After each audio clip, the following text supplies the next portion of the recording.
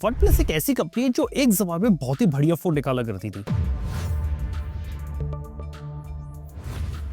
लेकिन आज के समय में बात करें तो वन प्लस है ना इतने ज्यादा अच्छे फोन्स नहीं निकाल रही है और ओप्पो के जो फोन्स होते हैं उसके अंदर कुछ ज्यादा चीजें देखने को मिल रही है। और कहीं ना कहीं ऐसा लग रहा है कि ओप्पो जैसी कंपनी है ना वन प्लस को यहाँ पे कम करने में बैठे हुए। यानी आप सिंपल सी बात समझिए, जब वन प्लस आज से तकरीबन 10 साल पहले शुरू हुई थी तब उसके फोन्स कैसे लगते थे, एकदम से फ्लैगशिप कलर होते थे, सबसे अच्छी स्पेसिफिकेशन सबसे अच्छे प्राइस पे देते थे। उस जमाने में ऑक्सीजन वैसे ही बढ़िया माना जाता था। लेकिन फिर 2021 में वन प्लस और ओप्पो का वर्जन होता है और उसके बाद से वन प्लस में धीरे धीरे चेंजेस आते हैं, जैसे कि ओप्पो का जो कलर ओएस होता है वही घूम फिर के ऑक्सीजन ओएस बन जाता है। हमें यहाँ पे ये बोला जाता है कि वन प्लस ओप्पो का जो मर्जर हो रहा है उससे लोगों को बेनिफिट होगा, लोगों को बेटर प्रोडक्ट्स देखने को मिलेंगे, लोगों को सही दाम में सही चीज देखने को मिलेगी, बेटर R&D होगी, बेटर सप्लाई चेन होगी, जल्दी प्रोडक्ट आएंगे, ज्यादा मैन्युफैक्चरिंग कर पाएंगे और हाँ बेटर सर्विस भी प्रोवाइड कर पाएंगे। लेकिन इन द एंड क्या हुआ कि आज के समय में देखता हूँ वन प्लस को ऐसा लग रहा है कि साइलेंटली किल किया जा रहा है। मतलब अगर लेटेस्ट 2025 की रिपोर्ट देखूं IDC की तो उसके अंदर ओप्पो का जो मार्केट शेयर है वो 13.9% है और ओप्पो इंडिया का सेकंड लार्जेस्ट ब्रांड हो जाता है। फर्स्ट पे वीवो, सेकंड पे ओप्पो है और वन प्लस जो एक जमाने में 6th पोजीशन पे खेला करता था वो सीधे गिर के 10th पोजीशन पे आ चुका है और उसका मार्केट शेयर है 2.4% का और जो मार्केट शेयर ड्रॉप हुआ है वो हुआ है -30.5% का, जो बहुत बड़ी चीज है। मतलब आप इसको ऐसे समझ सकते हैं कि इंडिया के अंदर स्मार्टफोन वाले स्पेस के अंदर वन प्लस एक ऐसी कंपनी थी जो लोगों को पसंद थी, जिसका कल्ट हुआ करता था। लेकिन आज के समय वन प्लस एक तरह से पूरा मार्केट ही लूज करते हुए जा रही है और ये बात है ना लेटेस्ट वन प्लस 15 और ओप्पो फाइंड X9 के लॉन्च के बाद क्लियर हो जाती है। वन प्लस 15 एक ऐसा फोन बनता है वन प्लस का जिसके अंदर हैसलब्लैड का कैमरा देखने को नहीं मिलता है। हैसलब्लैड जो वन प्लस लेकर आई थी घूम फिर के कहा जा चुका है आपकी ओप्पो की फाइंड X9 सीरीज है। फाइंड X9 सीरीज के कैमरे को ज्यादा सुपीरियर बनाया जा रहा है। इसके अलावा वन प्लस के अंदर डिस्प्ले के अंदर कॉम्प्रोमाइज किया गया थोड़ा, यहाँ पर जो कैमरास होते हैं वहां पे कॉस्ट कटिंग की गई है, यहाँ तक कि हैप्टिक फीडबैक के अंदर भी कॉस्ट कटिंग की गई है। इसके बाद बात करें तो ओप्पो के अंदर सारी की सारी चीजें बराबर इन्होंने रखी है और सबसे बड़ी बात ये कि वन प्लस 15 की कीमत इंडिया में थोड़ी सी ज्यादा कर दी। देखो सिंपल सा एग्जांपल देता हूँ, वन प्लस जो 13 था वो इंडिया में महंगा था, चाइना में महंगा था। लेकिन जब वन प्लस 15 को लॉन्च किया गया चाइना में तो वन प्लस 13 से कम कीमत में था, जिस कारण से लोगों की ये उम्मीद थी कि वन प्लस 15 जब इंडिया में लॉन्च होगा तो 13 से कम कीमत में आ गया, फिर 13 की कीमत को मैच करेगा। लेकिन ऐसा वन प्लस ने बिल्कुल भी नहीं किया। देखो सिंपल सी बात में ये समझा कि वन प्लस ने इसका रीजन इधर आया था कि यहाँ पे सप्लाई चेन का जो इशू है वो है और यहाँ पे जो फोन्स के अंदर जो चिप्स होती है वो ज्यादा महंगी पड़ रही है, जिस कारण से मोबाइल फोन को बनाना पड़ रहा है महंगा। लेकिन यहाँ पे मतलब प्रॉब्लम इधर क्या थी कि जो वन प्लस है ना यहाँ पे अगर अपने फोन को अगर महंगा बना रही है तो वो महंगा चाइना के अंदर भी बना सकते थे, लेकिन चाइना के अंदर कम कीमत रख के यहाँ पे आपको इंडिया में ज्यादा कीमत दे रहे हैं। और हाँ मैं अक्सर ये बोलता हूँ कि चाइनीज प्राइसिंग को इंडियन प्राइसिंग में ट्रांसलेट नहीं कर सकते, चाइनीज मार्केट अलग है, इंडिया का मार्केट अलग है। लेकिन फिर भी एक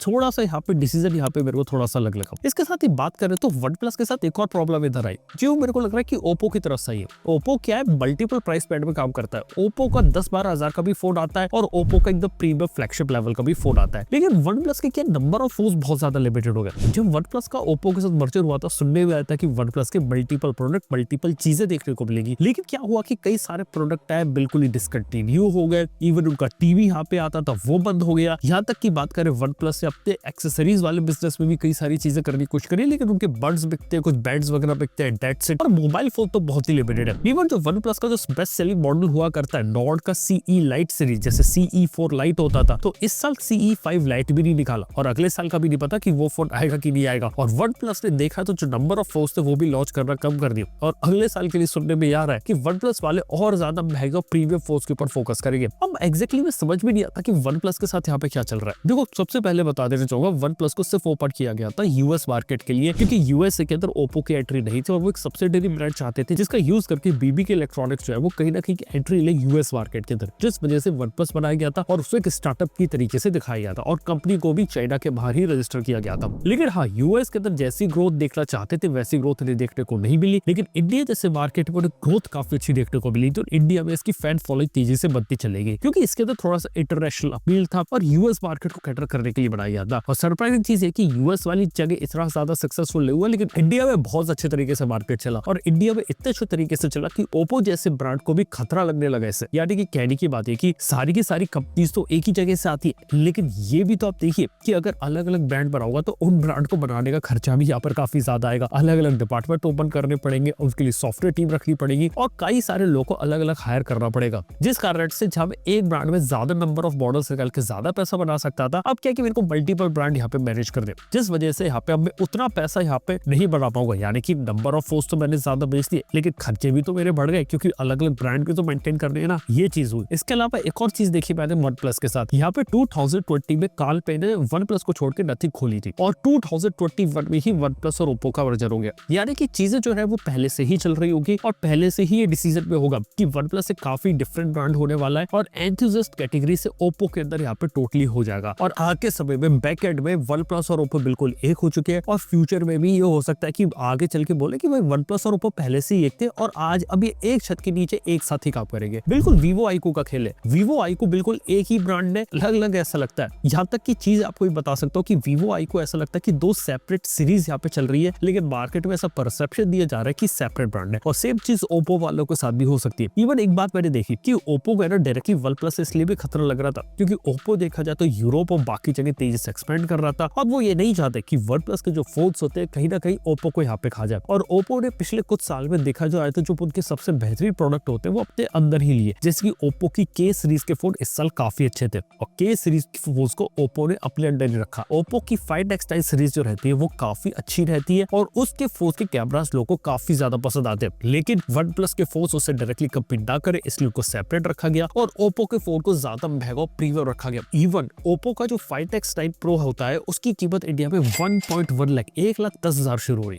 कभी सोचा था कि ओप्पो का फोन 1,10,000 रुपए क्रॉस करेगा? बिल्कुल। और ओप्पो देखा जाए तो ऑनलाइन के साथ साथ ऑफलाइन में भी टारगेट करता है और ऑफलाइन में भी एडवर्टाइजिंग और इंसेंटिव देता है स्टोर्स को, जिस कारण से तेजी से ग्रोथ ओप्पो को यहाँ पर दिखाई गई है और इसी वजह से ओप्पो यहाँ पे चल रहा है। और देखा जाए तो कहीं ना कहीं ऐसा लगता है कि ओप्पो जैसी कंपनी ने जानबूझ के वन प्लस को थोड़ा सा दबा रही है और ऐसा लग रहा है कि जानबूझ के खत्म सा कर रही है ताकि जो लोग है ना वो वन प्लस से थोड़ा सा मूव करते चले जाए, ओप्पो की तरफ आते चले जाए और बाद में वन प्लस और ओप्पो को टोटली यहाँ पर एक कर देगा। क्योंकि आज के समय मल्टीपल ब्रांड्स रखने का इतना ज्यादा फायदा होता नहीं है जब स्मार्टफोन मार्केट यहाँ पे लिमिट हो चुका है। एक जमाने में स्मार्टफोन मार्केट यानी कि आज से 10 साल पहले ग्रो कर रहा था और अलग अलग ब्रांड्स के लिए जगह थी। आज के समय में उतनी ज्यादा जगह बची नहीं है और इस वजह से कि जितना ज्यादा मार्केट शेयर इंडिविजुअल लेवल पर अगर ये ले ले तो काफी अच्छा कर सकते हैं। और हाँ, वन प्लस अगर ओप्पो में मर्ज हो जाए तो उससे ओप्पो का ही फायदा होगा। और ये बस सरप्राइजिंग चीज तो है कि ये भी मैंने देखा कि एक जमाने में आईक्यू जैसी कंपनी वन प्लस से लड़ती थी और आज के समय में आईक्यू जैसी कंपनी वन प्लस से आगे निकली हुई है स्मार्टफोन्स के अंदर, चाहे बात करें प्राइसिंग के अंदर, चाहे बात करें फीचर्स के अंदर या फिर नंबर ऑफ प्रोडक्ट्स के अंदर, हर जगह वन प्लस आगे निकली हुई है। मतलब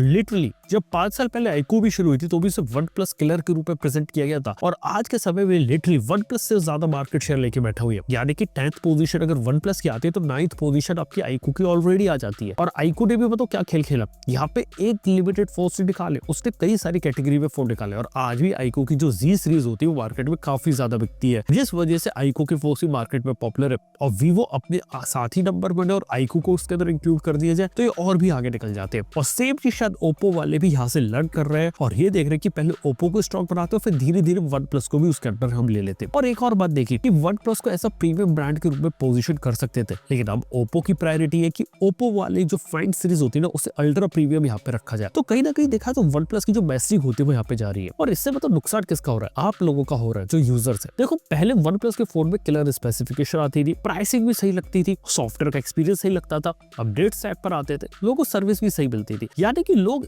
वन प्लस का फोन लेके खुश थे। और बाद में क्या हुआ, जब ओप्पो के साथ मर्जर हुआ तो वन प्लस में वो बात रही नहीं जैसी हुआ करती थी। और हाँ, वन प्लस के अंदर सारी टेक्नोलॉजी सब कुछ तो आता है, लेकिन फिर भी जो लोग हैं वो कहीं ना कहीं वन प्लस को उतना ज्यादा प्रेफरेंस नहीं देते आज के समय में जितना पहले दिया करते थे। क्योंकि पहले वन प्लस की फोन की कीमत 50,000 रुपए के नीचे हुआ करती थी। अभी जो वन प्लस है ऑलरेडी 50,000 रुपए के प्राइस सेगमेंट को ऑलरेडी पार कर चुका है। और उस कैटेगरी में बताओ प्रॉब्लम क्या है कि 50,000 रुपए के ऊपर जो डिफॉल्ट चॉइस होती है ना स्मार्टफोन खरीदने की, वो ऑलरेडी आईफोन हो जाता है। यानी कि 50,000 से 70,000 की रेंज में एप्पल के आईफोन्स बिकते हैं, वो भी पुराने मॉडल। और 70,000 रुपए के बाद 66% जो शेयर आता है वो एप्पल के आईफोन का आता है और उसके बाद कहीं जाके सैमसंग आता है। और 70,000 रुपए के बाद एंड्रॉइड में सैमसंग को छोड़कर दूसरा ब्रांड तो दिखता भी नहीं है मार्केट में। तो आप देख सकते हैं कि वन प्लस एक ऐसे मार्केट में खेल रहा है जो बहुत ही ज्यादा छोटा है और वहां पे वो एप्पल और सैमसंग से लड़ने की कोशिश करा है, लेकिन जब तक प्रोडक्ट पे जब बात भी आएगी उसके लिए दिक्कत है। यानी कि आपने कीमतें तो ज्यादा कर दी और प्रोडक्ट भी महंगा कर दिया, लेकिन उसके अंदर वो फीचर, वो चीजें अगर नहीं डालोगे जो उसकी प्राइस को जस्टिफाई कर सके, ये सबसे बड़ी दिक्कत है। और अगर कीमत उसकी जस्टिफाई हो गई तो लोग उसे लेना पसंद करते हैं। देखो iQOO का भी सिमिलर केस है, लेकिन iQOO के अंदर क्या रहता है कि उसके प्रोडक्ट की प्राइसिंग को जस्टिफाई किया जा सकता है क्योंकि प्राइस पॉइंट पे प्रोडक्ट अच्छा रहता है। OnePlus में ये चीज यहाँ पे दूर होती जा रही है। अगर OnePlus वाले अपनी पुरानी स्ट्रेटेजी को पकड़े तो दोबारा से काफी अच्छा कमबैक कर सकते हैं मेरे को लगता है, और यहाँ पे प्रोडक्ट को बहुत अच्छे तरीके से बना सकते हैं। और फिलहाल देख कैसा लग रहा है कि कहीं ना कहीं है ना ओप्पो अपने आप को आगे बढ़ाना चाहती है, ओप्पो अपने आप को एक प्रीमियम ब्रांड के रूप में स्टैब्लिश करना चाहती है, ओप्पो अपने आप को ये दिखाना चाहती है कि हम ही सबसे अच्छे ब्रांड है, सबसे अच्छा कैमरा हमें देखने को मिलेगा, सबसे अच्छी परफॉर्मेंस भी हम देंगे और हम एक लाइफस्टाइल कैटेगरी का ब्रांड है। और यही चीज पे जो ओप्पो है वो उस तरफ यहाँ पे मूव कर रही है। देखने वाली बात है कि आने वाले फ्यूचर में क्या रहता है, किस तरीके के फोन्स आते हैं और ओप्पो और OnePlus का यहाँ पे फ्यूचर क्या रहता है। बाय द वे, क्या आप लोग मेरी बात से एग्री करते हो? क्या वो ओप्पो ने OnePlus को खत्म कर दिया,